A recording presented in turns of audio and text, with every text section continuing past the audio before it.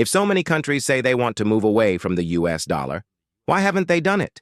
In a world pushing for multipolar power, why does one currency still rule them all? Let's talk about the strange case of the dollar's dominance. And if this sparks your curiosity, don't forget to like and subscribe. The US dollar isn't just America's currency. It's the world's default financial language.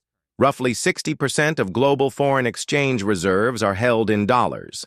Nearly 90% of global forex transactions involve the dollar. From oil to smartphones, international trade is priced and settled in USD. Picture it like this. If global trade were a poker game, the US dollar is the only currency allowed at the table. If you don't have chips, you don't play. So why does the world rely on a currency it doesn't control? Because the dollar offers something no one else can match: liquidity, trust, and depth. The US bond market is the largest and most liquid in the world. You can move billions in and out, fast, without crashing the system. And in a crisis, people don't run to the euro, yuan, or gold. They run to the dollar. Let's go deeper. This dominance began after World War II, when the Bretton Woods system made the dollar the world's reserve currency, backed by gold. Even after the gold standard ended in 1971, the dollar didn't lose its grip. Why? Because the world's financial plumbing was already built around it. Today, most commodities, especially oil, are priced in dollars.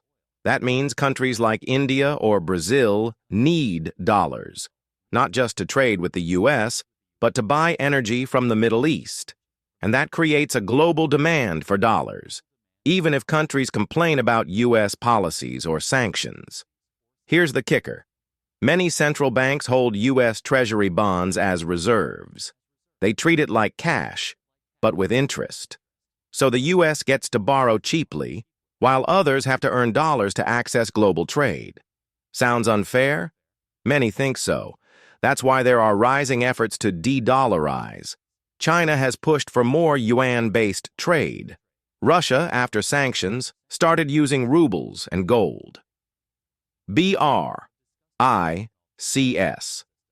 Nations have discussed building an alternative reserve system. But here's the paradox.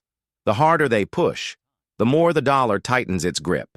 Because in uncertain times, markets crave stability.